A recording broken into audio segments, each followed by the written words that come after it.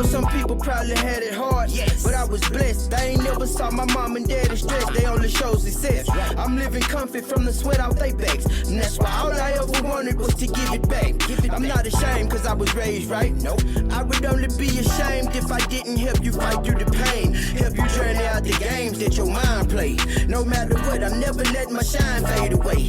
Forever searching for knowledge, hoping I find grace. Keep your intentions pure, be sure about the risk you take. Pop said failure builds character. I came up short a time or two. Your mind know what your heart been through. Don't let that pressure startle you, and faith out in the Lord will do you justice. We sat and we discuss it. This assistance for the public. A little love will help recover from your struggle. If iron sharpens iron, and let's turn out together forever. J.O.P. Journey Out Podcast. Welcome to the Journey Out Podcast. Hello, everyone, and welcome back to the Journey Out Podcast. We are so excited to be talking to you all today, but we hit a milestone between last episode and this episode. We have over 1,000 subscribers. Like, y'all, we're just so excited that you guys find everything that we talk about here to be something that is getting you from one stage to the next. Again, that Exodus journey, which is why we're here. So we're so very thankful for all of you guys who are following and subscribing. Please continue to share, like, subscribe, and comment. And just make sure that you have that team around you to kind of get you from one step to the next. Now, we have a very special guest. Yes. Dr. Mary Wilson from CenterWell Senior Primary Care, okay? Yes. We have her here today to pretty much talk about heart health, heart disease, and kind of how can we get past that, right? That's what we're here to do today. And get some effective tips on how to help us. So welcome, Dr. Wilson. Welcome. Thank you. So first and foremost, please tell us about yourself, who you are, what you do, and how you do it, okay? Absolutely. My name is Dr. Mary Wilson. I have my doctorate in nurse practice. Nursing is actually a second career for me. My first career was a bank examiner for the FDIC. That insure your money. Right.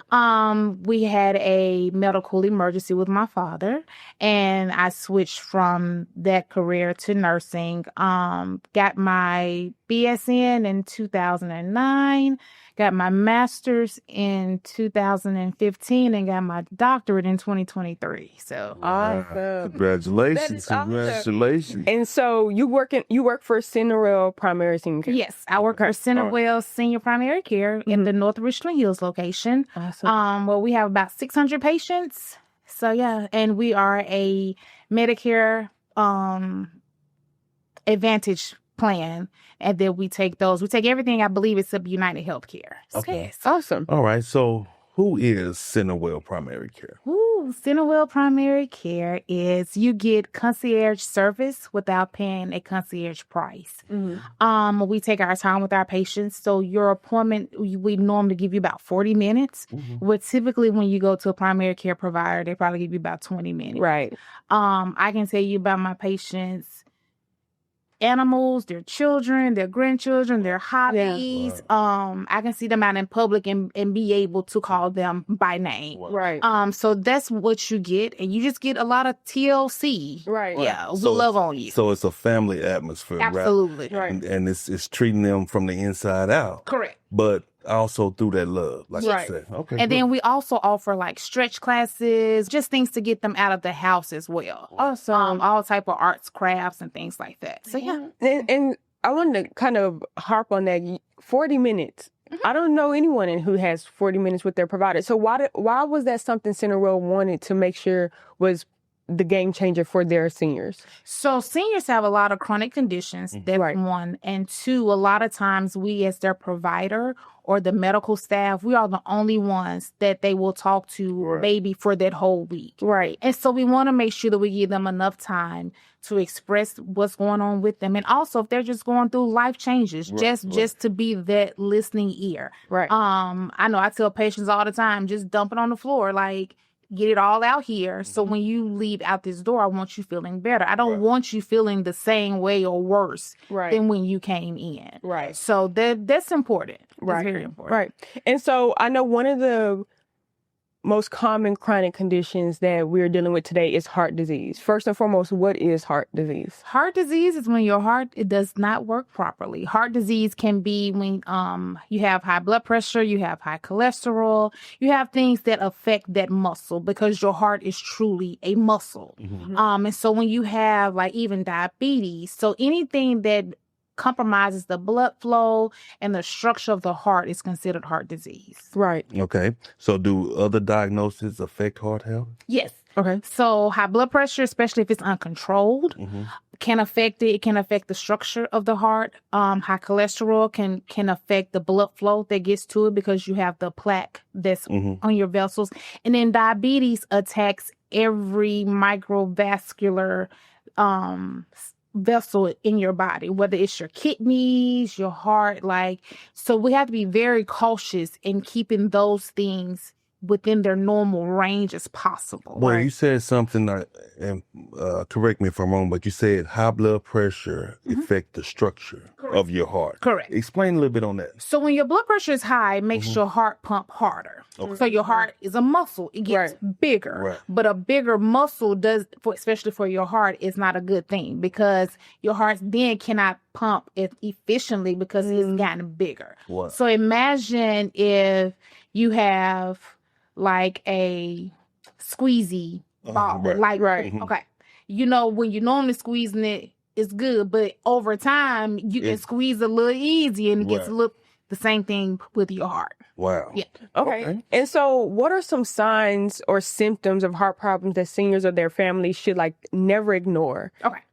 So I always tell patients, if you gain 2 or more pounds in 24 hours, if you gain 5 pounds in a week, if you're noticing that your legs are swelling all the time, if you're able to push down on your leg and it puts a dent in there, you have some fluid. If you're getting short of breath when you're normally walking to your kitchen and now you can barely take 2 steps to your kitchen, things like that. Okay. Yeah. Okay, perfect. And so, of course, aging. We're all going to age, right? So that's not something that we can fight against. So how does aging normally impact the heart in the circulatory system? So as you get older, you start to get those comorbidities. You start to get, like I said, the high blood pressure and things like that. So what we do, we also test your circulation in your legs to see if you have any type of vascular disease. And also if you have high blood pressure, high cholesterol, diabetes, COPD can affect the heart. If you're overweight, if you have any of those 2 things and you have the Medicare Advantage plan, we actually do a screening echo to screen the structures of your heart and to screen the blood flow. And a lot of patients come back as being heart failure stage B, which means you have no symptoms. So those things that I said, like gaining the 2 pounds in 24 hours, gaining the 5 pounds in a week, you're not having those things. Right. And as long as we keep your COPD under control, you're not having the exacerbations, we're keeping your blood pressure at goal, your lipids, your A1C is within range. We normally can keep you in that asymptomatic. But once you move to stage C and you start to have symptoms, then we actually have to start treating you with different medications for the heart failure. Okay, you said a little bit about screening. So what screenings or labs should be conducted and how do CenterWell help with these screenings? Yes. So you should check your lipids. You should check your kidney function, which is your CMP.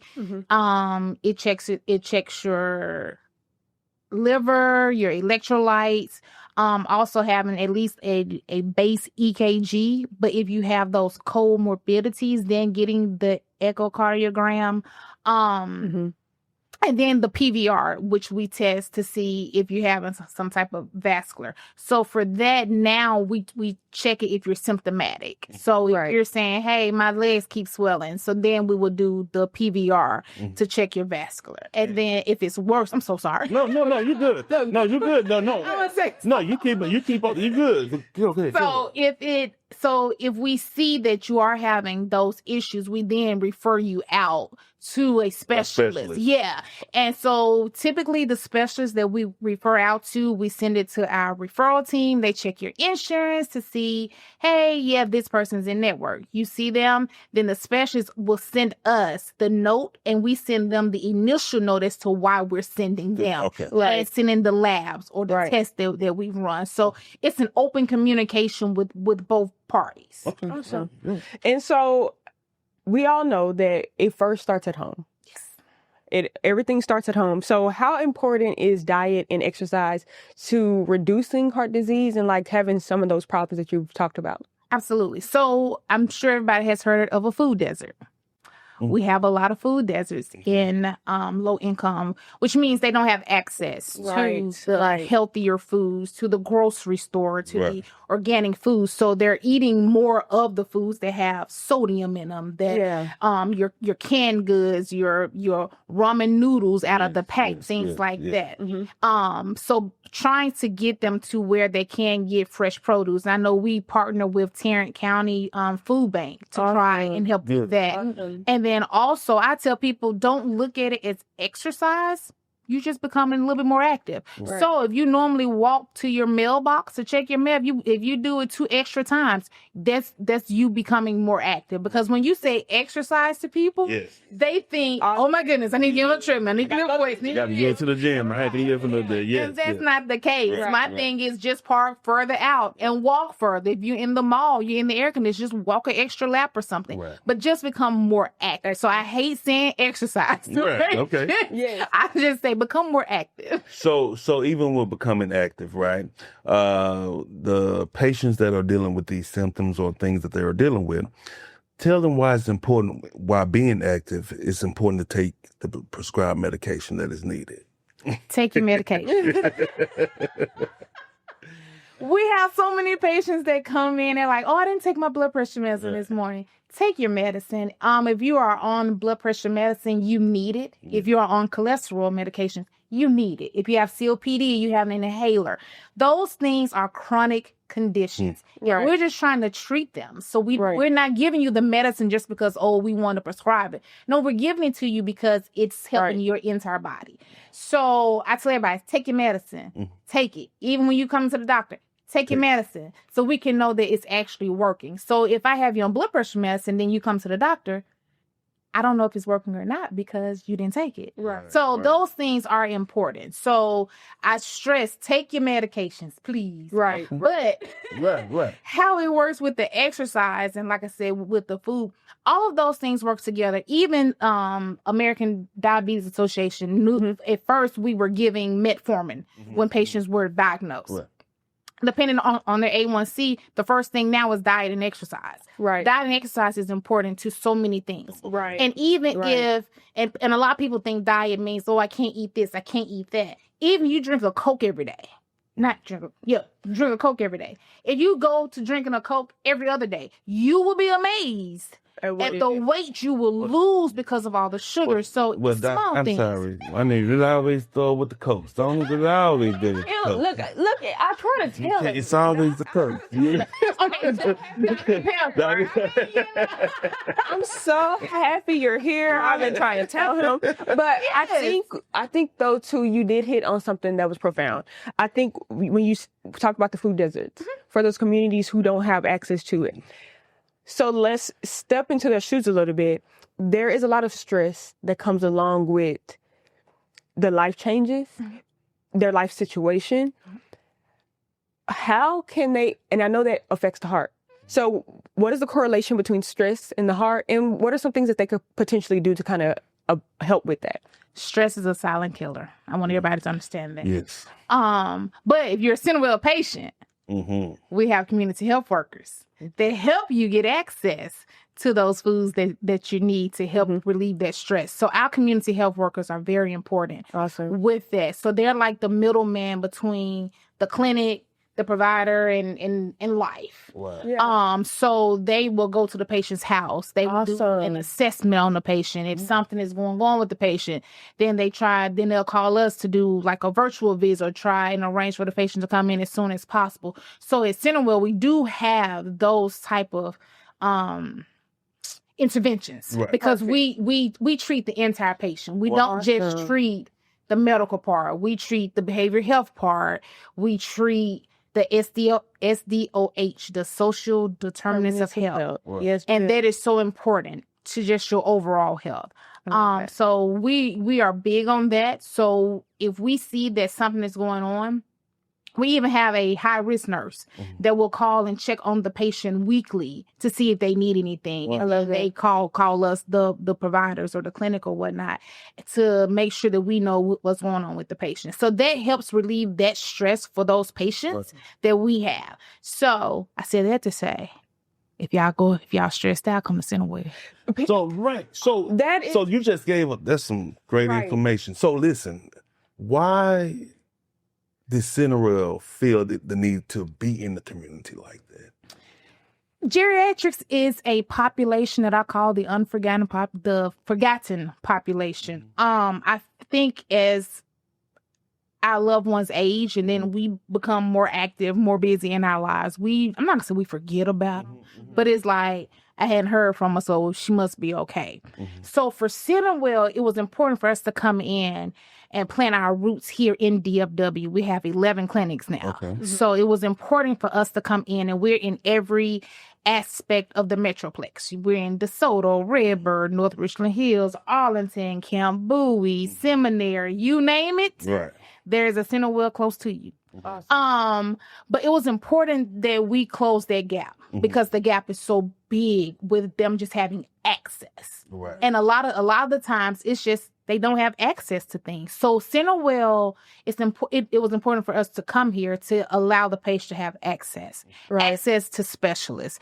CenterWell even pay for the transportation for you to get to your specialist appointment. They pay for the transportation for you to come to our appointments. So we truly, this is the patient, and this is CenterWell all around the patient. And we truly practice it. And I love that, because most times when they're coming to their providers, they're coming because they need answers. And when it's just like that 20-minute focus of this is what we're going to talk about during this visit, and then you're out the door, you don't get that full coordination of care. You don't get that whole person aspect that you're talking about. And so let's kind of talk a little bit about care coordination and patient advocacy. So how you talked a little bit about it before, when you need to make a referral to the cardiologist and how you're in the whole process. What does that look like? What does that process look like with the communication to the patient, but also with the cardiologist and the whole team? Okay. So once we see that a referral is needed, the provider places the referral. It goes directly to our referral team. They are doing referrals. If it's just a routine referral, they're normally getting to them within 5 business days. If it's urgent, I believe it's in 2 business days, and if it's stat, it's within 24 hours. So what they do, they look at your insurance, and then they find the specialist that is in network. They then set up the authorization. They then call the patient, and they will text the patient as well to tell them, hey, your referral has been approved for the cardiologist. You're going to this person at this time.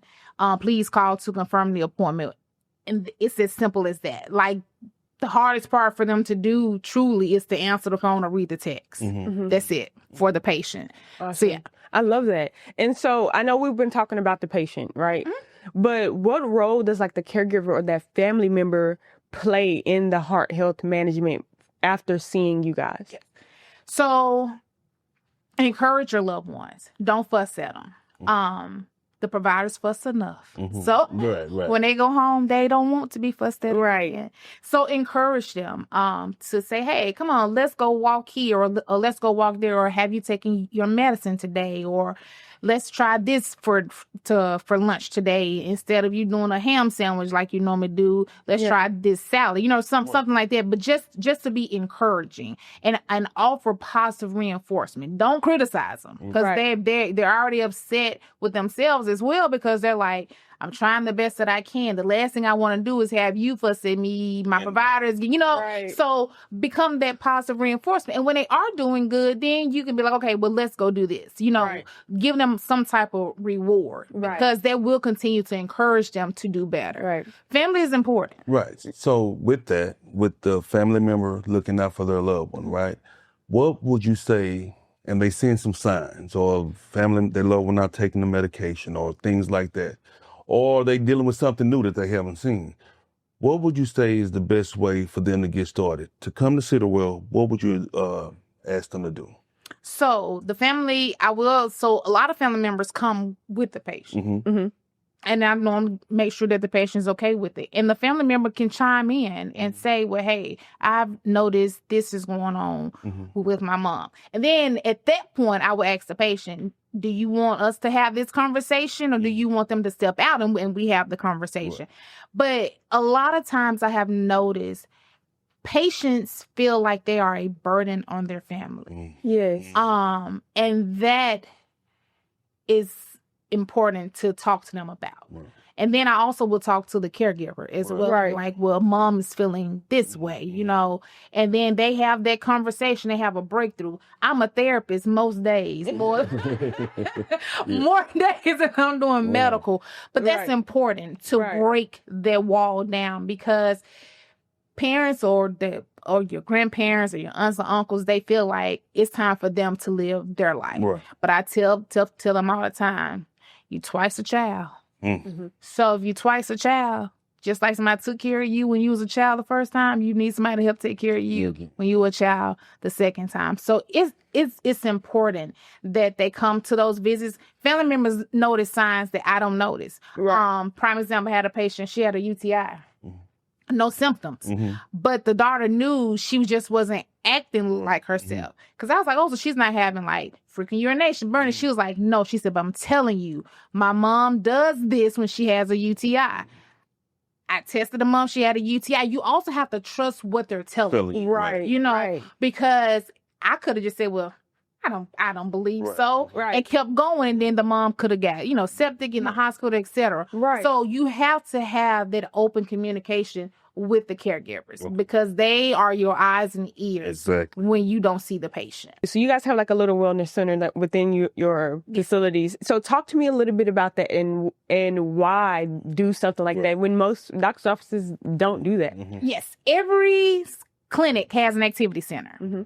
And the activity center is where things take place. We do karaoke. Like I said, we have a stretch where an actual person that is certified in stretching comes and stretches the patients out. We have like a paint and sip or whatnot we had. We also did candle making. I'm trying to think of everything we've done. And we did even some type of like pottery or something. And then they made like a plant with some seeds, I think like herbs or something to try and get them to get their own garden. But we do those things to keep them engaged. Right. We do those things to get them out of the house. Right.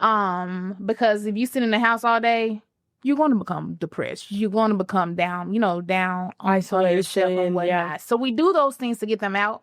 And then also for them to meet other patients and they realize that like they're not the only person that feels that way. Right. And then they form their bond and their friendship. So we got some patients, they literally come to play karaoke, sing karaoke, eat tacos together and have fun, and they act like they're like have never seen each other and they just saw each other last week. Right. So it's about building that bond. And it sounds like CenterWell is truly in the community. Oh yeah, we are. Bringing the community out, interactive with them. Right. Yes. That's great. Right. And CenterWell is everywhere. And I mean everywhere. Our marketing team, you look up, you have like 50 new patients. But that's thanks to our marketing team because they are out in the community and expressing all those things that we offer. But I know it sounds like, oh my goodness, but for us at CenterWell, that's just the nature. That's just who we are. We want the patient to know they're supported. We want the patient and the caregiver to know that we are a place that you can come and you can have all of your needs met and you can walk out the door knowing that you are the center of being well. Look, I could have put that in the back. Look. Hold on. No. Hold on. But listen. Hold on. Listen. Now she said something. She act like she can sing a little. Look. So go on and say that again with his tone. I love that. But truly, the way you guys take care of your patients and just really from the food banks to the activities, everything. It's just commendable. And I thank you for taking it because they're, like you said, the forgotten population majority of the time. So I thank you for coming on today and just telling us about the excellence of CenterWell, but also the excellence of their staff. Because look, you're just one piece of the huge 11 one piece puzzle. And so, 11 clinics with providers, with referral coordinators, medical assistants, front office staff, CHWs, the high-risk nurse, the pharmacists. We actually have a clinical pharmacist that will go through our patients' medications and give us recommendations. So we have it all. Well, one piece of the puzzle, but if and I know they all think just like you. And so they're in good hands. Yeah. So do me a favor. Yes. Let the people know how they can get in contact with CenterWell. So Google CenterWell, and I promise all 11 locations are going to come. And then you just pick the location that's closest to you, and then they'll then call and schedule the appointment. And then you may have to do some tweaks with your insurance just to make sure that you have a Medicare Advantage plan. But we have people to help with that. So it's just a matter of picking up the phone and calling your local clinic that's closest to you. Awesome. Well, Dr. Mary, it was an absolute pleasure to have you on the Journey Out podcast. Yes. You did absolutely amazing. And we thank you for just the invaluable information that you have given us. You guys, that is it for today's episode. We hope you guys found it informing. We hope that you found it just something that you can bring to your family and say, hey, mom, dad, sister, whomever, CenterWell has your back. As you're aging and going, you're in good hands here. And here on the Journey Out podcast, this is more, again, like she said, information to help you with inside your home, right? Right. So you can be a resource to your family and also a resource to your community. And so with that, we are out. Peace out. Hello, I am Germany Murphy, and I am the activity coordinator for CenterWell Senior Primary Care. And if you want to get in touch with CenterWell and learn a little bit more, you can go to CenterWellSeniorPrimaryCare.com, where you can find locations, the number, and different activities we are doing in Center. So come out and join us.